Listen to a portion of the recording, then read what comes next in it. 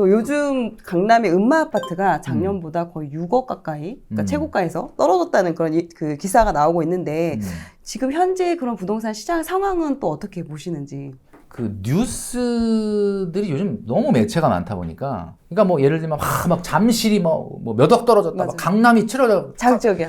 자극적이야. 일단 조회수가 많으니까. 그러면 들어가서 찾아보면 중요야. 앞으로 부동산 시장이 어떻게 될 거냐라고 본다면 여러분 잘 알고 있잖아요. 당분간 좋지 않죠. 제가 자주 보는 지표 중에 하나가 네. 한국주택금융공사에서 발표하는 주택 구입 부담 지수라는 게 있습니다. 네. 주택 구입 부담 지수라는 거를 보시면 지금 서울이 204예요. 204.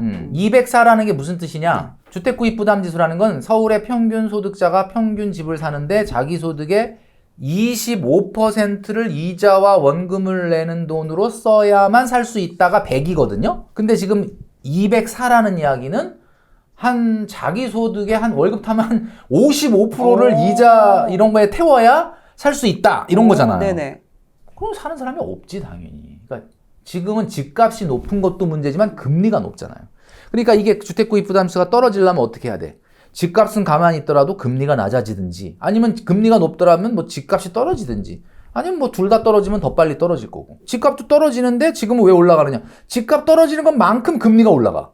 그러니까 지금 안 떨어진단 말이에요. 이래가지고는 집 살 사람이 시장에 안 나타나겠죠. 그러니까 당연히 지금 안 좋을 수밖에 없고 빠질 건데, 당연히 상위 지역은 하위 지역보다는 방어적일 거는 분명해요. 대부분 10가구 중에 8가구 정도가 1가구 1주택인데 웬만해서는 자기가 사는 집을 안 팔려고 할 거 아닙니까? 경제 위기가 오고 어려움이 온다 그러면 뭐 이자 부담이 온다 그러면 누가 더 어렵겠어요. 그러니까 당연히 시장에 나오는 것도 아무래도 중저가 이하의 아파트들이 조금 힘들어지는 거고, 그리고 실제로 중저가 아파트가 작년에 가장 많이 올랐단 말이에요.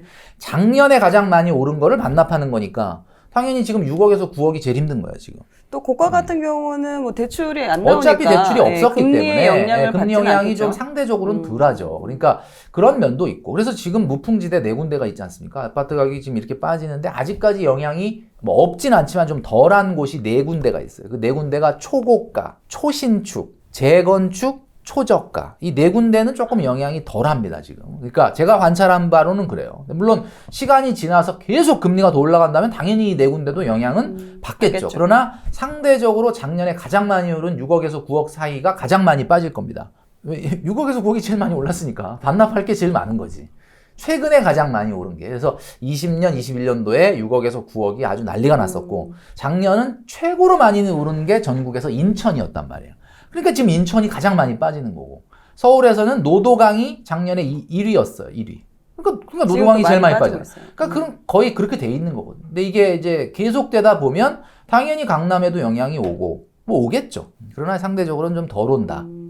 일단은 신용 위험까지 안 넘어가려면, 세입자한테 뭐 전세 자금을 못 주는 이런 사태까지 가지 않으려면 그냥 한 25% 정도에서 마무리가 되고 바닥이 잡혀야지. 더 빠진다 그러면은 사실은 이거는 전체적인 사회 경제적인 신용 위험의 사태가, 이게 지금 전세자금을 상환을 못하는 디폴트 그 상황이 생긴다 그러면 이거는 전 국민의 문제가 돼요. 왜냐하면 전세자금 대출이라는 게 누가 해준 거냐면 은행이 해준 거죠.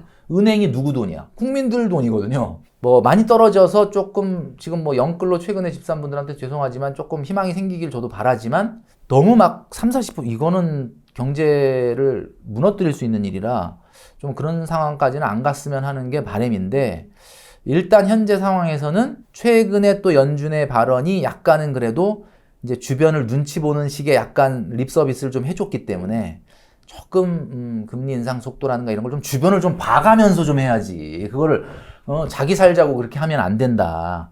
좀 해주면 이 위기가 당장은 안 끝나겠지만 가격 하락은 한 25% 정도 선에서 마무리됐으면 하는 바람입니다. 그럼 이게 언제까지 이렇게 이 분위기가 일단은 계속할까요? 지금 모든 사람들의 관심이 그냥 그 파월 그 사람 입에가 있잖아요. 근데 이분이 사실은 이게 비둘기파로 원래 분류되던 분이라 뭐 시장을 좀 신경 쓰는 스타일이라 그랬는데, 일단은 그 금리의 모든 포인트가 맞춰져 있는 것 같은데, 이제 미국의 연준이라는 거는 이 점도표라 그래가지고 이 연말에 시장금리를 어디까지 간다라는 걸 미리 다 이야기합니다. 그 점도표에 4.5라고 돼 있으니까 뭐 4.5 정도로 갈 거다라. 그럼 4.5면 우리나라는 아무리 못 쫓아가도 한 3.5는 가야 될 거 아닙니까? 그러면 거기에 가상금리 붙고 그러면 야, 이게 좀 심각합니다, 진짜. 근데 제가 한 가지 우리 영끌로 집산분들한테 말씀드리면 저는 2005년 6월에 집을 샀는데 그 당시에 그 집 사고 나서 노무현 정부 때인데 금리가 7%까지 갔었어요. 그러니까 제가 그 당시에 이자만 120 몇만, 그러니까 여러분 지금 120 몇만 원 지금 앞에 가지고 생각하시면 안 됩니다. 그렇죠. 그러니까 저도 그런 어려움을 겪었던 사람이지만 제가 집을 살 때는 항상 10년, 15년 후를 보고 사는 거거든요. 롱텀의 어떤 장기적 계획을 갖고 산 거니까 조금 힘드시지만 이 시기 뭐 여러분들만 겪는 건 아니니까 좀 잘 참아내시기를 좀 바란다. 뭐 그렇다고 해서 뭐 2년 정도 지나고 이제 금리 인상이 조금 완화되면은 뭐 반등한다 이런 얘기는 아닌데 어쨌든 뭐 이 하락세가 어느 정도 좀 진정이 될 때가 있고 그리고 여러분 대부분 다 1가구 1주택이니까 집이라는 거는 어쨌든 뭐 자산의 성격도 있지만 또 필수 재화로 사신 거잖아요. 그러니까 조금 저도 그런 시기가 있어요. 근데 그때는 좀 빨리 끝나긴 했어. 한 1년 반 정도 만에 다시 금리가 조금 많이 떨어졌었거든요. 근데 그 당시에 기준금리가 5%였단 말이야. 그 당시는 지금처럼 RP 7일물 금리가 기준금리가 아니라 콜금리라는 걸 썼는데 그때 콜금리가 한 5% 갔어요. 그러니까 제가 얼마나 힘들었겠습니까? 지금 외벌이가.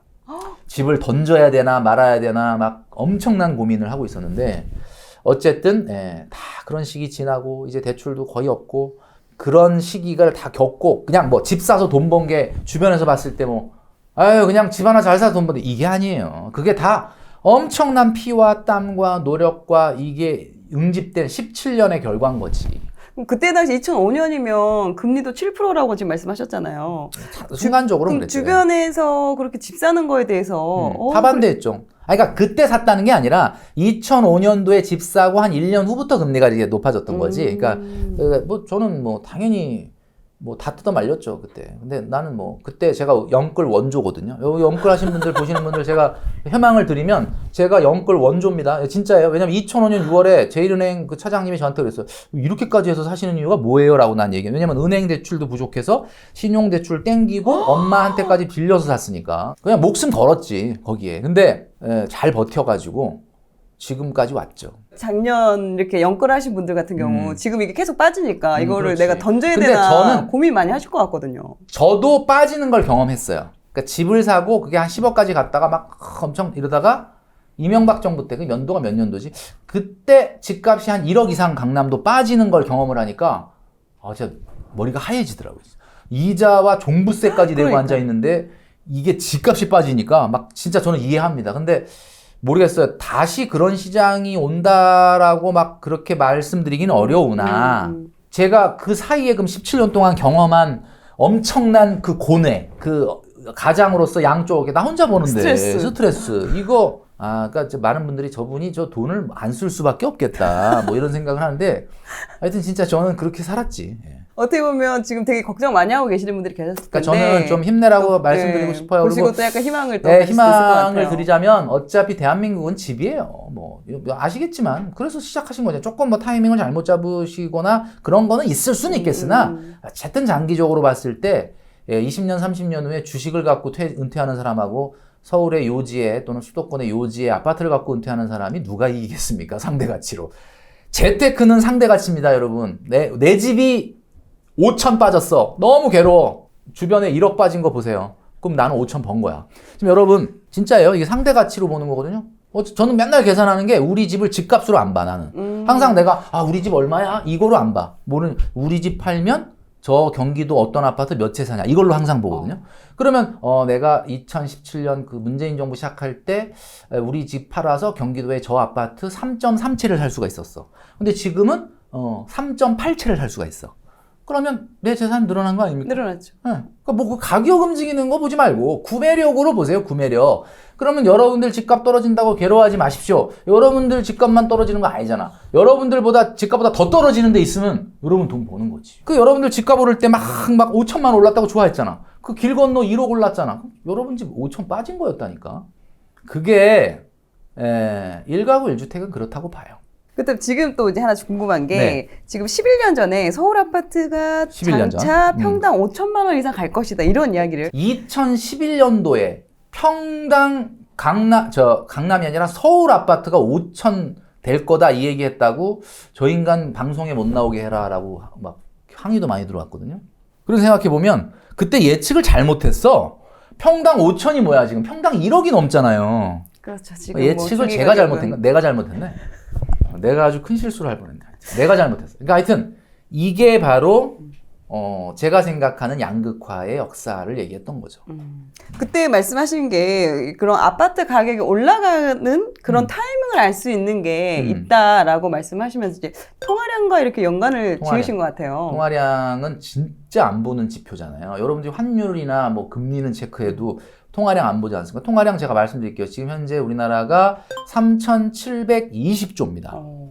우리가 통화량을 M2라고 얘기를 하는데 아마 경제 관련된 과를 나오신 분들은 알 거예요. M2가 뭔지. 그러니까 M2가 그냥 쉽게 얘기하면 그냥 우리 호주머니에 들어있는 예적금 통장에 들어있는 내가 슈팅해서 쏠 수 있는 유동성이 3,720조라는 얘기인데 이게요. 깜짝 놀랄 일이 2014년도에 2,000조 넘었던 거거든요.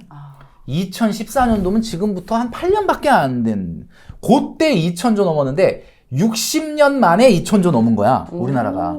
한국은행 생기고 통계를 작성한 이후로 60년 만에 2,000조 넘었는데 그때 또 주택 가격이 그쵸? 거의 뭐 그 저점에 있었죠? 2,000조를 2014년도에 넘었는데 지금 3,700 좀 있으면 4,000조란 얘기는 60년 만에 2,000조 됐는데 그 다음에 더블 되는데 8년밖에 안 걸린 거지. 네네네. 지금 통화량이 이런데 여러분 잘 생각해 보세요. 2,000조 시대의 아파트 값과 4,000조 시대의 아파트 값이 같을 수가 있습니까? 이건 다른 거예요. 저는 그걸 얘기하는 거고 그래서 반드시 장기적으로 아파트를 갖고 있어야 된다라고 제가 얘기를 했던 거고 그래서 지금의 뭐 약간 영끌로 꼭지점에서 사신 분들이 어려움을 좀 겪겠지만 직장인 재테크라는 건 딴 거 없습니다. 그냥 수도권에 똘똘한 아파트 하나 갖고 은퇴하면 그냥 성공인 거야. 뭘 다른 걸 생각해. 중간에 뭐 주식을 하든 뭐 다른 투자를 하는 이유가 뭡니까? 다 그거 하려고 하는 거예요. 딴 거 뭐 있어? 대한민국에 요번에 보셨죠? 우리나라에 안전자산이 있습니까? 우리나라 원화인데? 원화가 무슨 안전자산 없잖아요. 안전자산 딱 하나 있어. 그냥 사람들이 살고 싶어하는 아파트. 그게 그냥 안전자산이지 대한민국. 결국은 여러분들이 뭘 집중해야 되는지를 시장의 수많은 사람들의 말에 현혹되지 마시고요. 네, 그렇게 가시면 좋을 것 같다. 네. 지금 요번에 나온 책이 네, 오늘은 짠테크 내일은 플렉스 네. 이 책이 또 이제 신간이 네, 나왔습니다. 여러분들한테 이제 좀 높아심에 말씀드리면은 책이 뭐 그냥 무조건 허리띠 졸라매고 아껴라라는 책일 것 같아서 힘들어 그러고 이렇게 안 사시려고 하는 분들이 있는데 뭐 안 사셔도 됩니다. 뭐 도서관 가면 다 빌려주니까. 근데 문제는 그런 내용은 아니에요. 여기 보면은 재미있게 경제를 공부하면서 어떻게 하면은 내가 자산을 좀 불릴까 이런 내용들에 대한 내용이 있으니까 도서관에서 많이 빌려보시면 될 것 같습니다. 네, 또 그렇게 또 글씨도 큼직큼직합니다. 여러분 또 읽으시기에 가독성도 너무 좋고 또 이런 또 표지나 이런 걸 봤을 때 또 쉽게 빨리 읽을 수 있는 그런 책이라서 여러분 또 읽으시면 도움이 되실 것 같고요.